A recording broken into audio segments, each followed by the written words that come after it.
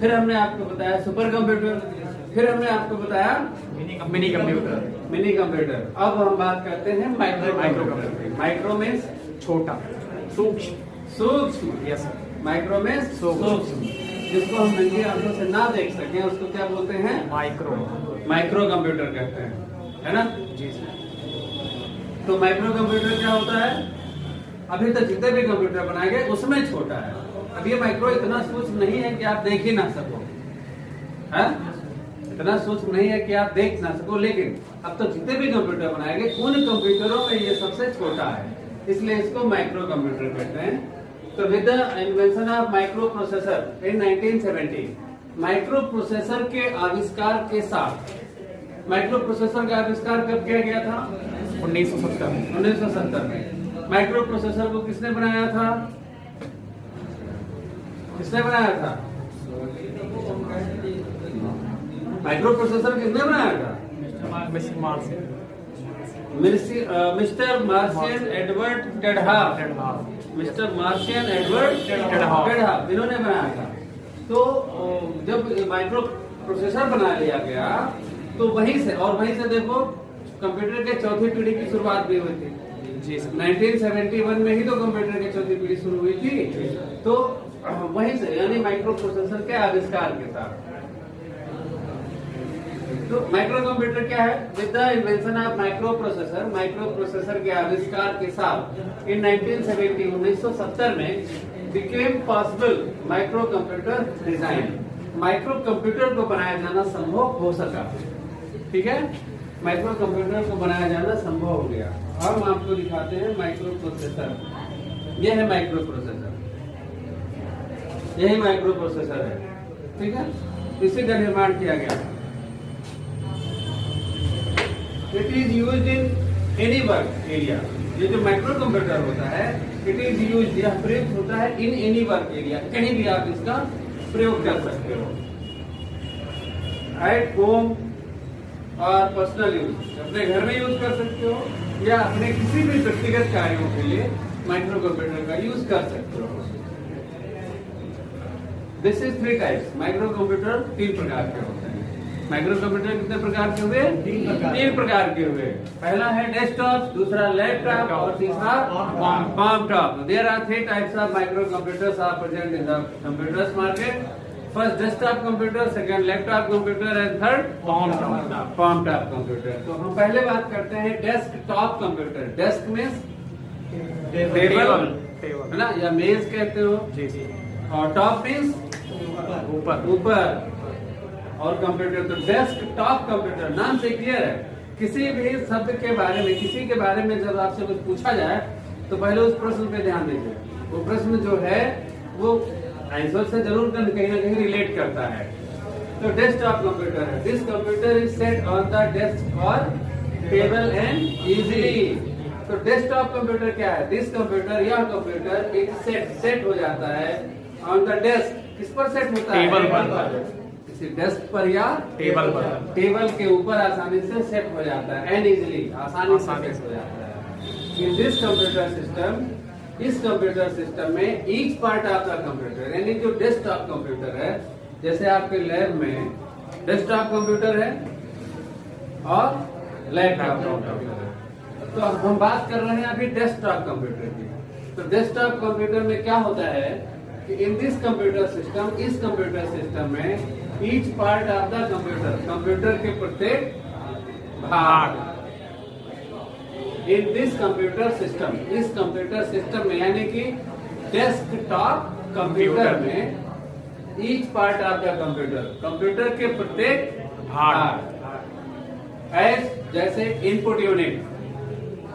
Computer के मुख्य part क्या होते हैं? इनपुट यूनिट होता है, output unit and processing device are attached. Input unit क्या होता है? इनपुट यूनिट, इन मीन्स अंदर, पुट मीन्स बाहर, हमने कहा इन मीन्स अंदर, पुट मीन्स डालना, हाँ रखना जी सर, और यूनिट मीन्स इकाई। मीन्स कि that parts of the computer from which we can insert any types of data in our computer system and also operate to our computer system. That's called input unit. ठीक है, जैसे keyboard, mouse, scanner, camera, joystick, laser pen, VCR, OMR, QRR, ये सब क्या है? Input unit. तो वो सारे यूनिट। और फिर कहता है आउटपुट यूनिट। आउटपुट यूनिट क्या होता है? जो दिखाई, जहां से हमें कोई रिजल्ट प्राप्त होता है वो आउटपुट यूनिट होता है।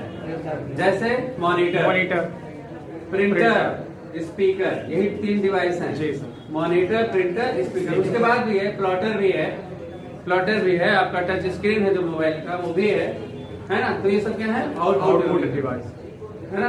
जैसे हमारे शरीर में होता है ना, आउटपुट यूनिट क्या है? हमारा फेस। सबसे बड़ा यूनिट क्या है? फेस। जैसे आपके चेहरे से जो दिखाई दे रहा है ना, जैसे किसी से आप मिले तो उसको आपको लगेगा कि यार ये तो आज बहुत खुश है ना, आज बहुत दुखी है। कैसे पता चल रहा है? हाँ, उसके अंदर जो चल रहा है उसका परिणाम उसके चेहरे पे दिखाई दे रहा है। तो क्या हो गया? आउटपुट है कि नहीं? तो ऐसे ही हमारे कंप्यूटर सिस्टम में मॉनिटर है, जो कुछ भी कंप्यूटर की मेमोरी में चल रहा होता है, CPU में, वो सब कहाँ दिखता है? मॉनिटर पर दिखता है। जो भी हम छाप करके बाहर निकालते हैं वो प्रिंटर से निकालते हैं। तो ये सब क्या है? आउटपुट यूनिट है।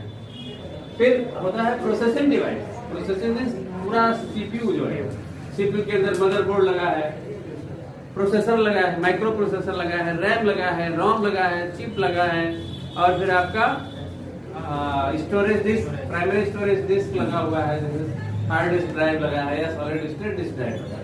तो ये सब सारी चीजें किसमें आती हैं? Processing device. आर अटैच, ये जुड़ी होती है। आर अटैच, ये जुड़ी होती है with each other. Each other means एक दूसरे के साथ, जुड़ी होती हैं। सेपरेटली होती तो अलग अलग है, सेपरेट है। सेपरेटली मीन्स अलग, तो अलग अलग है लेकिन एक दूसरे के साथ अटैच्ड है, जुड़ी होती हैं।